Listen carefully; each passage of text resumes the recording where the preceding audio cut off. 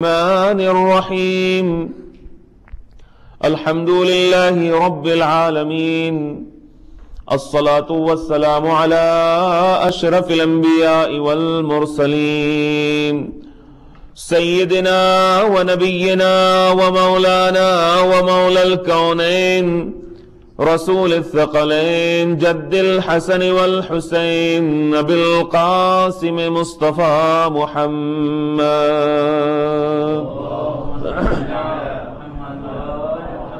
وآله الطيبين الطاهرين المعصومين المظلومين المكرمين المطهرين المنتجبين المنتخبين والعاقبة للمتقين والجنة للمطيعين والنار للعاصين واللعنة الدائمة الباقية على أعدائهم من الآن إلى قيام يوم الدين.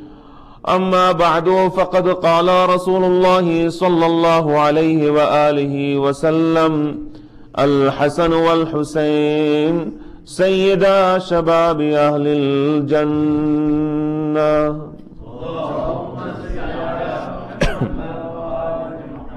بسم اللہ الرحمن الرحیم رب اشرح لی صدری ویسر لی امری واحلل عقدۃ من لسانی یفقہوا قولی.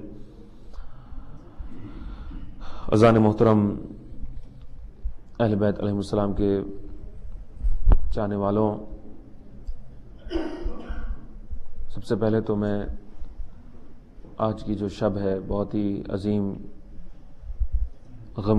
غم کی شبوں میں سے ہے. اس کے لیے آپ سبھی حضرات کو تسلیت پیش کرتا ہوں میں، اور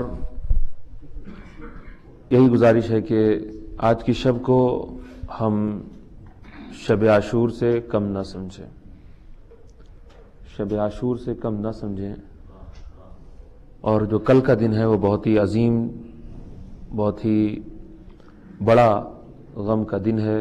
حالانکہ ہم شاید ہم میں سے کچھ لوگ کام بھی کریں، لیکن ہمارے عمل سے ظاہر ہونا چاہیے ہے کہ ہم اہل بیت علیہ السلام کے غم کو منا رہے ہیں. ایسا نہیں ہونا چاہیے ہے کہ کیونکہ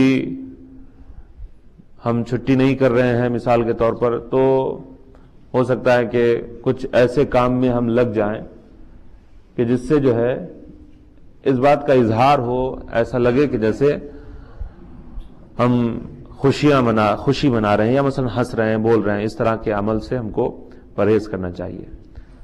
اس لیے کہ ہم نے جب یہ اہل بیت علیہ السلام سے وعدہ کیا ہے کہ اہل بیت کے غم میں ہم غم منائیں گے اور اہل بیت علیہ السلام کی خوشی میں ہم خوشی منائیں گے، تو ایسا عمل ہمارے عمل سے ظاہر نہیں ہونا چاہیے ہے کہ جس سے ایسا لگے کہ جس میں ہمارے عمل میں اور کسی دوسری قوم کے عمل میں کوئی فرق نہیں ہے. ہمارے عمل میں اور کسی دوسری قوم کے عمل میں کوئی فرق نہیں ہے، یہ ایسا نہیں لگنا چاہیے.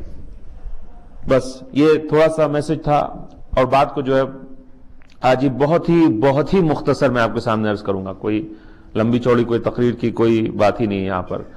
بات جو عرض کرنا ہے وہ یہ ہے کہ جتنی بھی میں نے آپ کے سامنے مجلسیں پڑھی ہیں، یہ جو 9 دن 10 دن تقریباً جو ہے، مجھے آج اچھے خاصے دن ہو گئے، 10-12 دن ہو گئے مجلس پڑھتے ہوئے، اور اس میں جو میں نے آپ کے سامنے جو کچھ بھی عرض کیا اس کا ایک ہی مقصد تھا.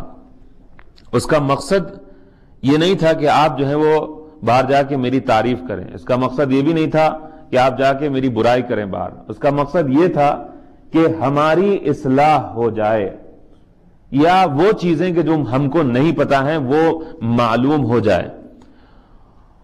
اور اس وجہ سے ان تمام مسائل کو کہ جو ہمارے سامنے پیش آتے رہتے ہیں اور کبھی کبھی ہم ان کو یا تو نیگلیکٹ کر دیتے ہیں یا ہم کو معلوم ہی نہیں ہوتا ہے کہ اس طرح کے کچھ مسائل موجود ہیں جو جوانوں سے متعلق ہیں. ہم جوانوں کی بات تو بہت کرتے ہیں کہ جوانوں کے لیے یہ ہونا چاہیے، یوتھس کے لیے یہ کام ہونا چاہیے، یوتھس کے وہ مسائل ہیں، یوتھ کے بارے میں بہت بڑی بڑی باتیں ہوتی ہیں، لیکن جب ان مسائل کو ڈسکس کیا جاتا ہے، جب حقیقت کھل کے سامنے آتی ہے تو پھر کبھی کبھی مزہ نہیں آتا. جو میں نے پہلی مجلس میں آپ کے سامنے عرض کر دیا تھا کہ مزہ نہیں آئے گا، تو آپ کو پتا چل گیا ہوگا کہ جب حقیقت اور اصلیت کی بات کی جاتی ہے تو پھر مزہ نہیں آتا. اس لیے کہ حدیث کے مطابق الحق مر، حق جو ہے بٹر ہے، حق جو ہے وہ کڑوا ہے، حق انسان کو پسند نہیں ہے. انسان کو یہ اچھا لگتا ہے کہ اس کی تعریف کی جائے، انسان کو یہ اچھا لگتا ہے کہ جو اس کے اندر اچھی صفتیں نہیں بھی ہیں وہ بھی لوگ آ کے کہیں کہ ہاں یہ تمہارے اندر اچھی صفت ہے. حالانکہ مولا امام صادق علیہ السلام فرماتے ہیں تمہارا سچا دوست وہ ہے، تمہارا سچا دوست وہ ہے کہ جو تمہارے اندر جو کمی ہے اس کو بتائے. تمہارا دوست وہ نہیں ہے، کیونکہ ایسا ہوتا ہے کہ لوگ یہ سمجھتے ہیں کہ کوئی آ کے جو ہے مسافیہ کر رہا ہے اور کہہ رہا ہے کہ بہت زبردست کیا بات ہے آپ کی، اور کیا آپ نے کام کر دیا، اور کیا آپ نے جو ہے وہ آپ کے تو کیا کہنے، آپ کا کوئی جیسا ہے ہی نہیں دنیا میں، وغیرہ وغیرہ اس طرح کی باتیں آگے کرتے ہیں. لیکن دل کے اندر جو ہے وہ آدمی کیا گالیاں دے رہا ہے، دل میں جو ہے وہ گالیاں دے رہا ہے. اور یہ جو ہے آج عام ہے دنیا میں، کوئی یہ نئی بات نہیں میں آپ کے سامنے عرض کر رہا ہوں، عام سی بات ہے کہ منہ پہ جو ہے وہ اللہ اللہ جو ہے اور دل کے اندر شیطان بیٹھا ہوا ہے. یہ جو ہے ایک عام بات ہے. تو پھر ایسے موقع کے اوپر حق کو پہنچانا، حق بات کو جو ہے وہ کہنا، حق بات کو جو ہے وہ دوسروں تک کے پہنچانا، یہ ایک بہت مشکل کام ہوتا ہے، ایک بڑی جو ہے مشکل ہوتی ہے.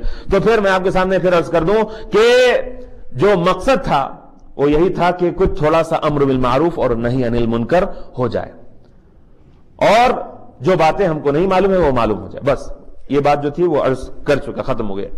جو آج جو مجھے عرض کرنا ہے وہ یہ ہے کہ سولوشن کیا ہے، یہ جو ہمارے سامنے مسائل ہیں ان کا حل کیا ہے.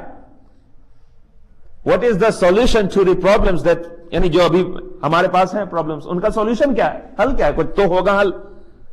تو سب سے پہلی چیز جو ہے وہ آپ کے سامنے میں عرض کروں، سب سے پہلے تو ہم کو جوانوں سے اپنے آپ کو، یوتھ سے اپنے آپ کو قریب کرنا ہوگا.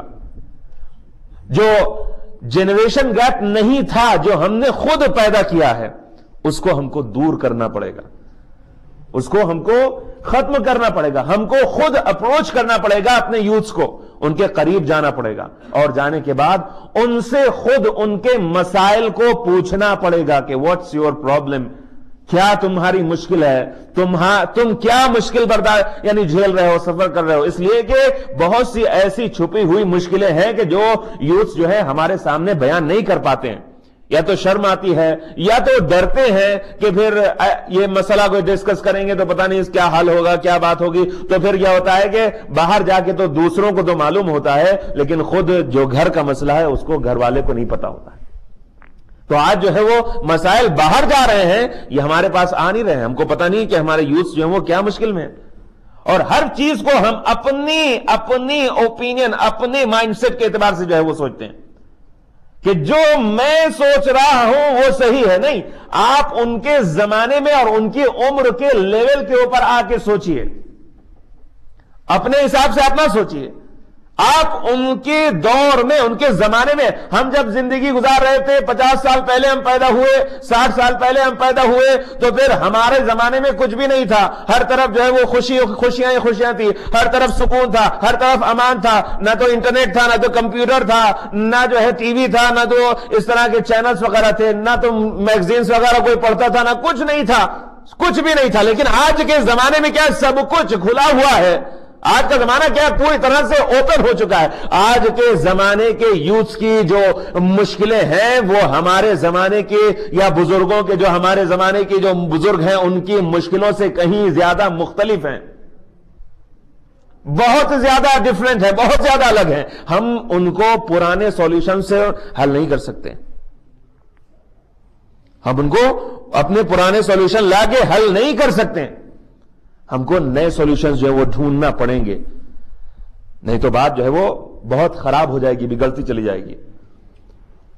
ایک چیز جو ہے وہ یہ ہے کہ کبھی کبھی ماں باپ جو ہے وہ فورس کرتے ہیں اپنے بچوں کو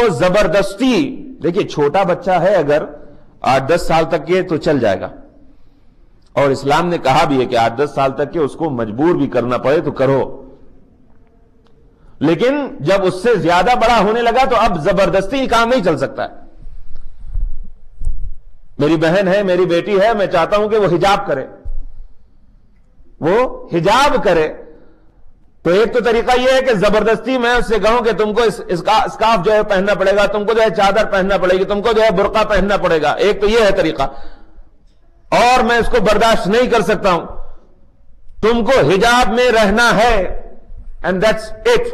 کیوں، کس لیے، کس وجہ سے، یہ سب کوئی بات نہیں، نو کوشچنز آسکڈ، کوئی کوشچن نہیں، کوئی سوال نہیں ہونا چاہیے۔ حجاب پہننا ہے، تم کو پہننا ہے حجاب، دیٹس اٹ، میں نے کہہ دیا۔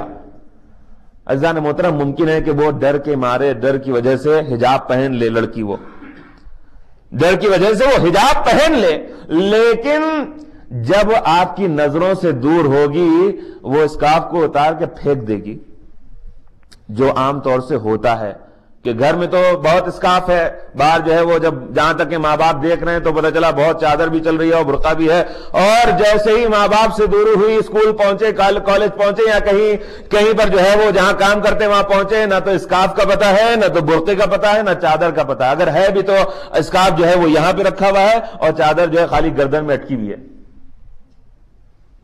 اس کا مطلب یہ ہے کہ اس کو حجاب کی فلسفی، حجاب کا جو فلسفہ ہے اس سے اس کو آشنائی نہیں ہے، وہ جانتی نہیں ہے عورت، خاتون جو بھی ہے۔ تو پھر ہم فورس کر کے نہیں کر سکتے ہیں، زبردستی نہیں کر سکتے ہیں۔ اسلام نے بھی منع کیا، لا اکراہ فی الدین، الجبر لا یدوم، جبر، زور، زبردستی بہت دن تک یہ نہیں چلتا ہے، بہت دن تک یہ نہیں چلتا ہے۔ دوسرا طریقہ کیا ہو سکتا ہے؟ دوسرا یہ طریقہ یہ کہ انٹرائسمنٹس جو کہتے ہیں مثلاً، آپ جو ہے کچھ انسینٹیوز وغیرہ دیں ان کو، آپ جو ہے ان کو اس کے لیے کچھ ریوارڈ وغیرہ رکھیں، اس کو آپ جو ہے وہ لالچ دیں، اردو میں جس کو کہتے ہیں، آپ جو اس کو لالچ دیں گے، اگر تم نے نماز پڑھی تو تم کو ہم یہ دیں گے، اگر تم نے روزہ رکھا تو تمہارے لیے یہ کریں گے، اگر تم نے فلاں کام کیا نیک تو ہم تمہارے لیے یہ کریں گے۔ یہ چل سکتا ہے، چھوٹے چھوٹے جو بچے ہیں ان کے ساتھ ہو سکتا ہے، 10-12 سال تک کے سن تک کے، لیکن اس سے بڑے ہو گئے بچے تو اب ان کو آپ جو ہے وہ آپ سے پلٹ کے سوال کریں گے، کیا اگر میں نماز پڑھوں اور آپ اس لیے پڑھوں کہ آپ پیسے دیں گے مجھے تو کیا وہ نماز صحیح ہے؟ بچہ خود آپ سے سوال کرے گا، اور کرتے ہیں، وہ نماز صحیح ہے؟ آپ جو ہے کچھ جواب نہیں دے پائیں گے، آپ کچھ جواب نہیں دے پائیں گے، تو یہ بھی کام نہیں چل سکتا۔ تیسرا جو سولوشن ہے وہ آپ کے سامنے عرض کر رہا ہوں۔ تیسرا سولوشن یہ ہے کہ ہم بچے کو کنونس کریں، اس کو سمجھائیں، اس کو بتائیں کہ دیکھو اس کے پیچھے یہ فلسفی ہے، اس کے پیچھے مثال کے طور پر حجاب کے پیچھے یہ فلسفی ہے، اور یہ جو ہے طریقہ، یہ راستہ جو ہے کس کا ہے؟ بی بی فاطمہ کا ہے، بی بی زینب سلام اللہ علیہا کا، وغیرہ وغیرہ۔ یہ تم اس کو جو ہے وہ اپناؤ، اور اپنے زندگی کے اندر اگر اس کو اپناؤ گی تو بہت تم کو فائدہ ہوگا، وغیرہ بہت سی چیزیں۔ لیکن میں عزیزان محترم آپ غور کیجئے کہ میں حجاب کے اوپر سرچ کر رہا تھا انٹرنیٹ کے اوپر اور لائبریری میں بھی، کہ مجھے کوئی کتاب مل جائے، تو مجھے صرف 1-2 کتابوں کے علاوہ کوئی کتاب نظر نہیں آئی، کوئی اچھا کنونسنگ مٹیریل جو ہے وہ مجھے نہیں ملا کہ جو شارٹ بھی ہو اور جس کے اندر ایسے جو کوشچنز ان کے ذہن میں اٹھتے ہیں اس کا جواب ہو۔ میں صرف ایک ایگزامپل حجاب کا پیش کر رہا ہوں، حجاب کی یہاں پر بات نہیں کر رہا ہوں، کچھ بھی خاص نہیں ملا۔ تو اس کا مطلب کیا ہے؟ اس کا مطلب یہ ہے کہ ہم نے کچھ بھی نہیں کیا ہے، ہم نے حجاب کے سلسلے میں کوئی کتاب بھی نہیں لکھی گئی ہے۔ آیت اللہ مطہری کی کتاب جو ہے رکھی ہوئی ہے، رائٹس آف وومن ان اسلام، حجاب کے اوپر آپ جا کے دیکھیے، اس میں آپ کو شاید ان کی آیت اللہ مطہری کی ایک مل جائے گی، اور اس کے علاوہ دوسری شاید کہیں آپ کو کوئی کتاب مل جائے تو مل جائے، بڑی مشکل سے، ہم لوگوں کو مشکل ہوتی ہے ڈھونڈنے میں۔ تو آپ لوگوں کو جو اگر کوئی عام کسی لیڈی کو آپ جو ہے کنونس کرنا چاہیں کہ تم کو بھائی حجاب کرنا چاہیے، وہ پوچھ لے کیوں کرنا چاہیے، آج تو جو ہے آزادی کا دور ہے اور حجاب سے کیا مطلب ہے، آنکھوں کا پردہ ہوتا ہے اور فلاں جو ہے، تم کیوں غلط نگاہ سے دیکھتے ہو، پہلے تم خود جو ہے اپنے آپ کو صحیح کرو۔ تو اب آپ کیا جواب دیے گا اس کا آپ جواب کیا دیے گا؟ کوئی جواب نہیں ہوتا عام طور سے، کوئی جواب نہیں ہوتا ہے۔ تو اگر ہمارے پاس کوئی کتاب ہے، کوئی تھوڑا سا چھوٹا سا کچھ اچھا مٹیریل ہے تو ہم دے سکتے ہیں، یہ ہے مٹیریل، یہ دیکھو، اس کو پڑھو اور اس کے بعد پھر سوچ کے بتانا۔ تم ہے ہمارے پاس کچھ ایسا؟ میں صرف حجاب کی مثال دے رہا ہوں، یہ مثال ہے صرف، نہیں ہے ہمارے پاس. لیکن اس کے اپوزٹ میں آپ چلے جائیے, حجاب کے خلاف کتنا کام ہو رہا ہے انٹرنیٹ کے اوپر, مسلمان لڑکیوں کو, مسلمان عورتوں کو خراب کرنے کا کتنا کام ہو رہا ہے, کتنی کتابیں آپ کو میں دکھا دوں, کتنے آرٹیکلز دکھا دوں, ڈیلی میں کہہ سکتا ہوں, ڈیلی کہیں نہ کہیں کوئی نہ کوئی کتاب, کہیں نہ کہیں کوئی نہ کوئی آرٹیکل, کہیں نہ کہیں کوئی نہ کوئی مضمون مسلمان عورتوں کے خلاف لکھا جاتا ہے کہ کسی طرح سے ان کو اس موڈیسٹی سے, ان کو عفت سے اور غیرت اور حیا کی جو زندگی گزاری اس سے نکال دیا جائے. اس وجہ سے آپ جا کے دیکھ لیں مسلمان ملکوں میں جہاں پر حجاب کی کوئی پرابلم بھی نہیں ہے, کوئی مشکل نہیں ہے کہ حجاب نہیں کرو گی تو, حجاب کرو گی تو تمہارے لیے کوئی مشکل پیدا ہو جائے گی, نہیں, وہاں پر بھی مسلمان لڑکیاں جو ہیں اپنے آپ کو چاہتی ہیں کہ حجاب اتار کے جلا دیں, پھینک نہ دیں, جلا دیں. میں ایران کی مثال دے سکتا ہوں. آپ جائیے تہران کے اندر, آپ دیکھیے گا یہاں تک کہ اسکارف خالی اٹکا ہوا ہے گلے میں. کیوں؟ اس لیے کہ ان کے اوپر کام ہو رہا ہے ایوری ڈے, ہر دن کہیں نہ کہیں کوئی نہ کوئی نیوز چینل میں کچھ نہ کچھ نیگیٹو چیز جو ہے ایسوسیٹ کی جاتی ہے. کس سے؟ مسلمان عورت سے. لیکن اس کے مقابلے میں ہم نے کیا کیا؟ پھر وہی کوشچن میں بار بار پلٹ کے آپ سے پوچھتا ہوں, ہم نے کیا کیا؟ ہم ابھی کیا کر رہے ہیں؟ ہم ابھی کیا کر رہے ہیں؟ کتنا ہم نے انویسٹ کیا ہے ان سب چیزوں کے اندر, کتنا ہم نے انویسٹ کیا ہے؟ Something comes out of something, nothing comes out of nothing, and something does not come out of nothing. ہم سوچ رہے ہیں کہ ہم کچھ بھی نہ کریں اور پھر بھی ہو جائے سب کچھ, جنت بھی مل جائے, آخرت بھی مل جائے, قبر میں جائیں تو یہ بھی نہ ہو, فشار بھی نہ ہو, عذاب بھی نہ ملے, سب کچھ نہ ملے, اور پھر اس کے بعد ہم جو دل چاہے کرتے رہیں. شاید بہت مشکل ہے. قرآن کے مطابق شاید, میں کہہ رہا ہوں شاید کوئی راستہ نکلا تو بات الگ ہے, اللہ بہت بڑا رحیم ہے, غفور ہے, کچھ بھی کر سکتا ہے وہ. لیکن عام طور سے جیسے کہ نظر آتا ہے ایسا نہیں ہوتا ہے. 0 + 0 = 0. 0 + 0 جو ہے = 1 ملین نہیں ہو پائے گا, نہ 100 ہو پائے گا, 1 بھی نہیں ہو پائے گا. مسئلہ جو ہے یہ. دوسری چیز جو ہے, یہ تو میں نے آپ کے سامنے عرض کیا کہ سمجھانے کی کوشش کریں. دوسری چیز جو ہے کہ ایموشنل جو نیڈز ہیں جوانوں کی, ان کو ہم کو پورا کرنا پڑے گا. ایموشنل ڈیزاسٹرز کہہ سکتے ہیں. میں پڑھ رہا تھا رپورٹ کے مطابق 91% جوان جو غلط راستوں کے اوپر جاتے ہیں, they are suffering from emotional disaster. They are suffering from emotional disaster because ان کی یہ جو ضرورت ہے وہ پوری نہیں ہو پاتی ہے. ماں باپ ان کو کبھی ریسپیکٹ نہیں دیتے ہیں ٹھیک, ماں باپ ان کو کبھی محبت ٹھیک سے نہیں دیتے, ماں باپ کبھی ان کو وقت ہی نہیں دیتے. وہ تو میں نے پہلے آپ کو بتا چکا ہوں اور ریپیٹ کرنے کی ضرورت نہیں ہے. بار بار میں کہوں گا تو کہیں گے مولانا بہت ریپیٹ کر رہے ہیں. ان کی ضرورت کو پورا کریں ہم. پھر ایک اور چیز جو ہے, علماء کہتے ہیں ان کو آپ انگیج کریے, استیعاب کہتے ہیں اس کو, ان کو انگیج کیجئے کچھ پازیٹیو ایکٹیویٹیز میں. ایسے ہی نہیں چھوڑ دیجئے. ایسے ہی جوان کو آپ نے چھوڑ دیا, ہوتا یہ ہے کہ وہ آیا باہر سے گھوم کے اور آنے کے بعد ٹیبل کے اوپر بیٹھا, اس نے یوں کر کے ہاتھ رکھا, کھانا لاؤ. ایسے ہی ہوتا ہے.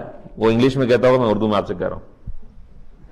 کھانا لے کے آؤ, کھانا آ گیا, اس کو جو ہے پسند آیا تو بہت اچھا, نہیں تو بھی کہے گا میں جا رہا ہوں وہاں کھانے کے لیے, لاؤ پیسے, مجھے یہ پسند نہیں ہے, مجھے وہ پسند نہیں ہے. اس کو پتا نہیں ہے کہ جو کھانا ٹیبل کے اوپر آیا ہے وہ کیسے آیا ہے, اس کو یہ پتا نہیں ہے. لڑکوں کی نہیں, لڑکیوں کی میں بات کر رہا ہوں. یہ اس کو پتا نہیں کہ کھانا پکتا کیسے ہے. اس سے آپ ایک چائے بنوا لیجئے تو آپ کو پتا چلے گا کتنی زبردست جو ہے وہ. تو کچھ کام آپ اس کو دیجئے.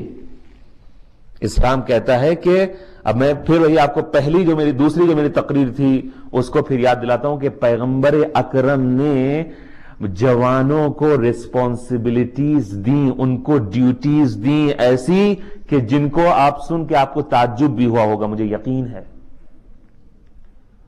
ہم اپنے جوانوں کو کچھ بھی نہیں ان سے کام لیتے ہیں. ان کی جو جوانی ہے ایسے ہی برباد ہو جاتی ہے, ایسے ہی برباد ہو جاتی ہے, ختم ہو جاتی ہے, ٹائم ان کا چلا جاتا ہے. میں بہت ہی شارٹ میں آپ کے سامنے عرض کر رہا ہوں, سمجھ لیجیے ایک ایک مجلس ہے جو میں آپ کو ایک ایک مثلا 5-5 منٹ میں سنا رہا ہوں. میں کچھ نہیں کرتے ہیں ہم ان کے لیے, اور باتیں بہت کرتے ہیں. ایک بات اور جو لاسٹ ہے, وہ بات کو ختم کرتا ہوں, اور وہ ہے جو سب سے مشکل کام ہے شاید, کہ we do not set an example for them. وہ جوان ہمیشہ ایک رول ماڈل کی تلاش میں ہے, چاہے وہ کہے چاہے نہ کہے. اس کو اپنی زندگی میں ایک آئیڈیل چاہیے ہے, اس کو ایک رول ماڈل چاہیے ہے, اس کو ایک ایگزامپل چاہیے, ایک نمونہ چاہیے ہے کہ جس کو دیکھ کے وہ زندگی کو اپنی گزار سکے. اور مسئلہ ایک دم برعکس ہوتا ہے. ہم اپنے بچوں سے بہت زیادہ ایکسپیکٹیشنز جو ہے وہ رکھتے ہیں کہ بچہ میری ریسپیکٹ کرے, لیکن میں خود اپنے ماں باپ کی ریسپیکٹ نہ کروں, اپنے ماں باپ سے غلط طریقے سے بات کروں, اپنے ماں باپ کے ساتھ جو ہے بدسلوکی کروں, اپنے ماں باپ کے ساتھ احسان نہ کروں, ان کے حقوق کو ادا نہ کروں, اور پھر اس کے بعد اپنے بچے سے ایکسپیکٹ کروں کہ وہ یہ سب کچھ میرے ساتھ کرے. نہیں ہو پائے گا, نہیں ہو پائے گا. عزیزان محترم, آپ جیسا ان کے سامنے ایگزامپل پیش کریں گے وہ ویسا ہی کرے گا. میں جھوٹ بولتا رہوں اور ایکسپیکٹ کروں کہ میرا بچہ جو ہے وہ سچ بولے, بہت مشکل ہے. میں غیبت کروں اور بچہ جو ہے وہ غیبت نہ کرے, بہت مشکل ہے. میں مسجد میں نہ آؤں, بچہ جو ہے نماز پڑھنے کے لیے آئے مسجد میں, نہیں ہو پائے گا. میں جو ہوں مثلا اسموکنگ کرتا ہوں اور بچے سے کہوں کہ نہ کرے, بہت مشکل ہے, بہت مشکل ہے. حالانکہ میں نے واقعا آپ سے بتاؤں, میں جوانوں کی تعریف کرنا چاہتا ہوں یہاں پر, سچ بتا رہا ہوں, میں خلوص سے دل سے کہہ رہا ہوں, جوانوں کی تعریف کرنا چاہتا ہوں. بہت سے ایسے جوان ہیں کہ جن کے ماں باپ کا دین سے کوئی تعلق نہیں ہے, لیکن وہ پھر بھی وہ بہت زیادہ ریلیجیس ہیں. ان کو دیکھ کے مجھے رشک ہوتا ہے, تعجب ہوتا ہے, خوشی ہوتی ہے دل سے, خوشی ہوتی ہے دل سے واقعاً دیکھ کے کہ یہ جوان واقعاً اس کے دل میں محبت ہے کچھ دین کی, خدا کی, ڈر ہے, خوف ہے, تقوی ہے اس کے دل کے اندر. دیکھتا ہوں, میں نے خود دیکھا ہے کہ مثلا بیٹی جو ہے حجاب کرتی ہے لیکن ماں حجاب نہیں کرتی ہے, خود دیکھا ہے میں نے.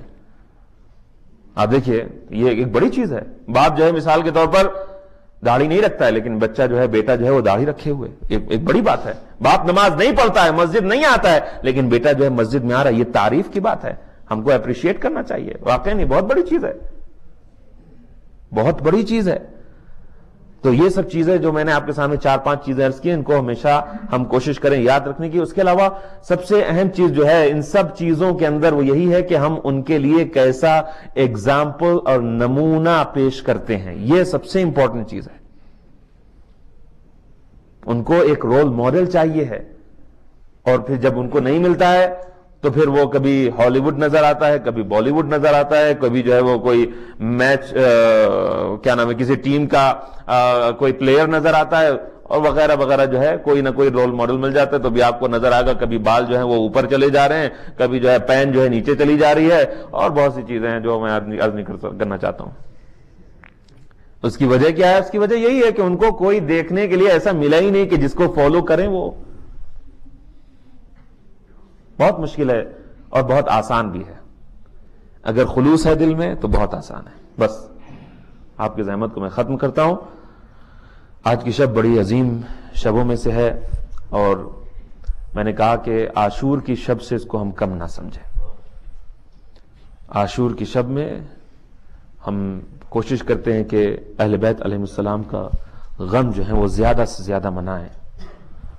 تو آج کی شب میں بھی ہم کوشش کریں کہ چاہے ہم امام بارگاہ سے, امام باڑے سے چلے جائیں واپس گھر, لیکن ہمارے چہرے کے اوپر غم کے آثار جو ہے وہ نظر آنا چاہیے. نہیں تو پھر ایسی کیسی محبت ہے عزیزان محترم, وہ کیسی محبت ہے کہ جو ہم صرف جو ہے وہ زبان سے تو کہتے رہیں, زبان سے تو کہیں کہ ہم محبت کرتے ہیں, اور لیکن ہمارے عمل سے پتہ نہ چلے کہ ہم محبت کرتے ہیں. اس وجہ سے کل کا دن ہم کوشش کریں، پھر میں کہتا ہوں کوشش کریں کہ غم میں گزاریں، غم میں گزاریں، پتہ چلے دوسرے کو، جب وہ دیکھے تو پوچھے کہ کیا بات ہے، آج تم بہت زیادہ سوروفل رکھ رہے ہو، ایسا لگ رہا ہے کہ جیسے تم گریف میں ہو، تو آپ اس کو بتائیں کہ کیا ہوا تھا، اس وجہ سے ہم گریف کر رہے ہیں، اس وجہ سے ہم جو ہے آج غم میں ہیں۔ بس آپ کی زحمت کو میں ختم کروں، اس لیے کہ جناب فاطمہ زہرا سلام اللہ علیہا کا وہ واقعہ مجھے یاد آتا ہے کہ جب میرے مولا امام حسین کی ولادت ہوئی تھی تو بی بی بہت خوش اپنے بابا کے پاس آئی اور آنے کے بعد ایک مرتبہ پیغمبر اکرم کے سامنے اپنے بچے کو جو ہے وہ پیش کیا، بابا دیکھیے کتنا خوبصورت میرا حسین ہے، کتنا خوبصورت بچہ ہے یہ۔ مرتبہ روایت کے جملے یہ ملتے ہیں کہ پیغمبر اکرم نے اپنے منہ کو پھیر لیا، شہزادی دوسری طرف آئی اور پھر جو ہے امام حسین کو دکھایا، پھر ایک مرتبہ پیغمبر اکرم نے اپنے منہ کو جو ہے وہ پھیر لیا، پھر ایسا جب تیسری بار ہوا ایک مرتبہ شہزادی بگڑ کے کہنے لگی، بابا بابا کیا میرے بچے میں، کیا میرے اس بیٹے میں کوئی نقص ہے، کوئی کمی ہے کہ جو آپ اس طرح سے منہ کو پھیر رہے ہیں؟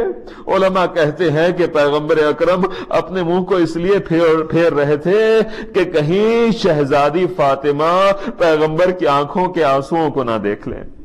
ایک مرتبہ کہا کہ اے فاطمہ تم نے آنے میں بہت دیر کر دی، تمہارے آنے سے پہلے جبرائیل آئے، جبرائیل نے آ کے مجھے ایسی خبر دی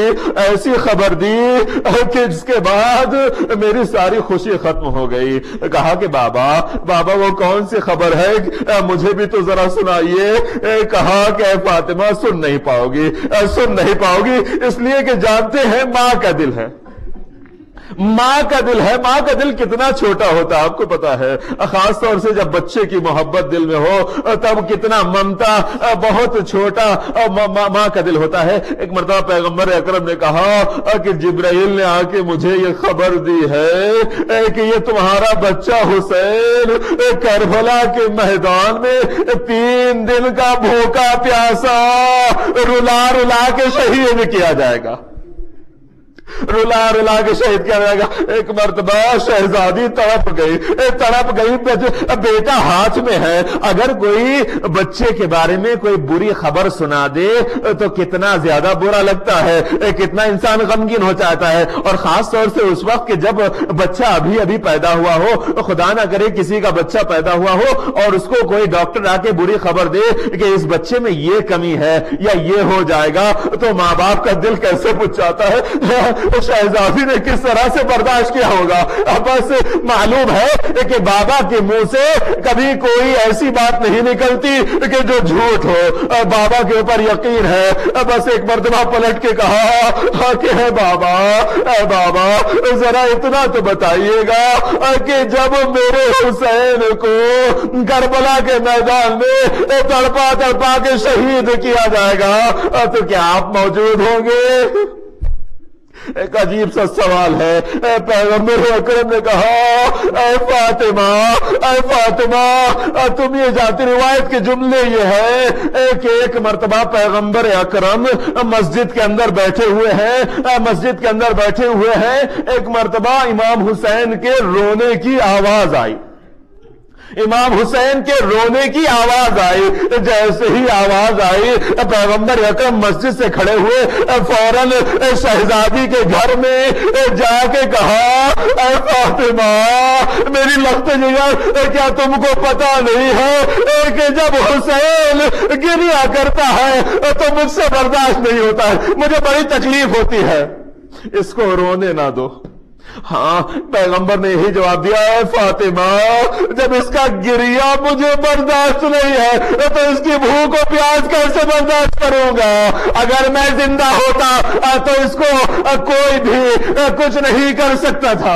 بس ایک مرتبہ شہزادی تڑپ گئی، کہا کہ کیا اس کا بابا علی موجود ہوگا؟ کیونکہ باپ بہت بہادر ہے، تلوار کا دھنی ہے، باپ جو ہے وہ بیٹے کو بچا لیتا کہا گیا فاطمہ اب آپ علی بھی موجود نہیں ہوں گے.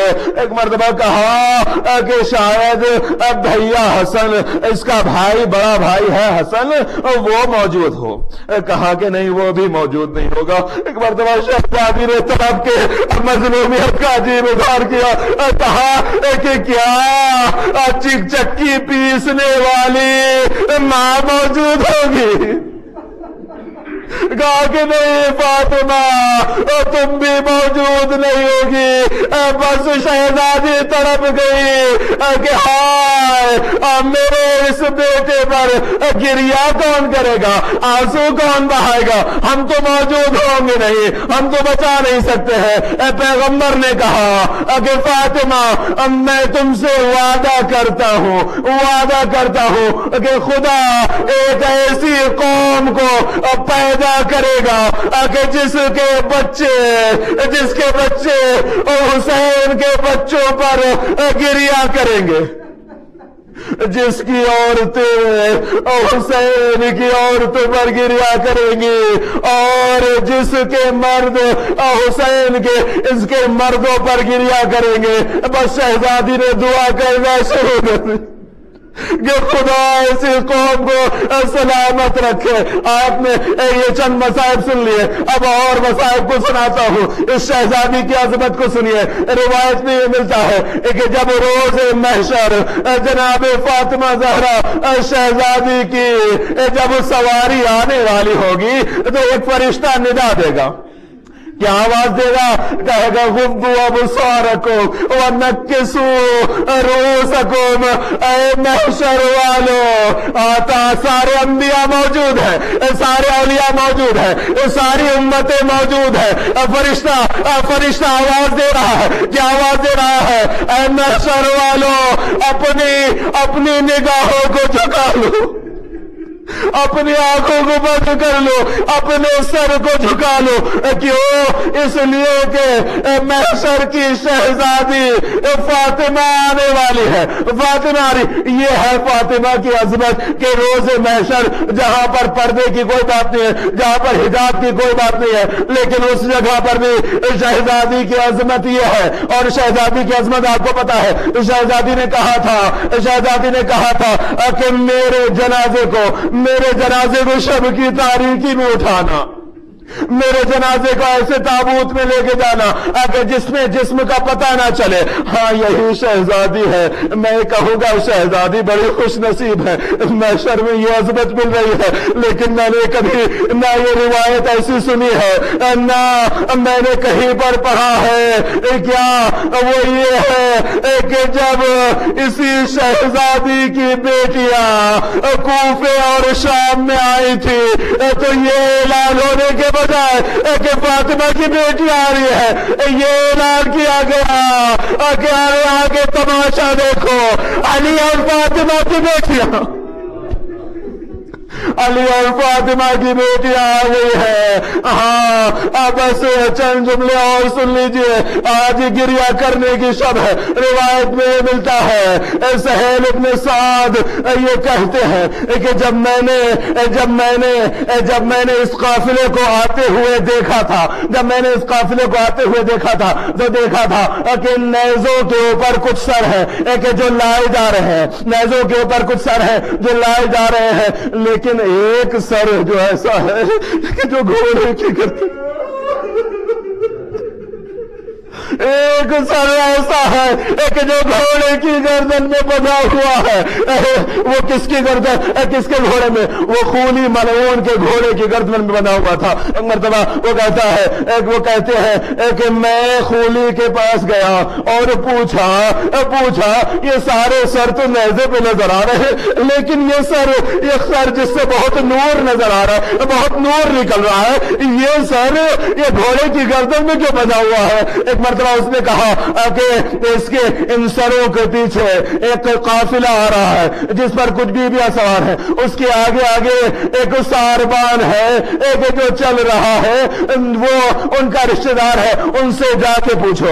एक मर्तबा उसने इंतजार किया, देखा एक बीमार है जिसके हाथों में हथकड़ियां है, पैरों में बेड़ियां है, गले में तौके खातर है, उसके हाथ में ऊंटों की निहार है। नाके लेके आगे बढ़ा, आगे बढ़ के कहा कि शख्स ये बताइए कि ये जो जितने सर है ये नेज़ों पे नजर आ रहे हैं, लेकिन एक सर जो है वो एक घोड़े की गर्दन में बंधा हुआ, इसकी क्या बात है? कहा कि अरे सुन ना सकोगे, अब वो हमारे चचा अबुल फजल अब्बास का सर है, जब भी उसको नेज़े पे ले जाते हैं गिर पड़ता है, जब भी ले जाते हैं गिर पड़ता है। शायद मेरे चचा को ये बर्दाश्त नहीं है, पसंद नहीं है, किस लिए कि अब्बास वो है कि जिन्होंने ज़ैनब की रिदा की वादा लिया था कि जब तक कि अब्बास जिंदा है ज़ैनब की रिदा पर कोई फर्क नहीं पड़ सकता, लेकिन अब अब्बास जा चुके हैं। अब ज़ैनब की रिदा को, खुले सर को, खुले हुए सर को, बेरिदा सर को किस तरह से अब्बास बर्दाश्त करे। अल्लाह लानतुल्लाह अलल कौमिज़ ज़ालिमीन मातुम हुसैन।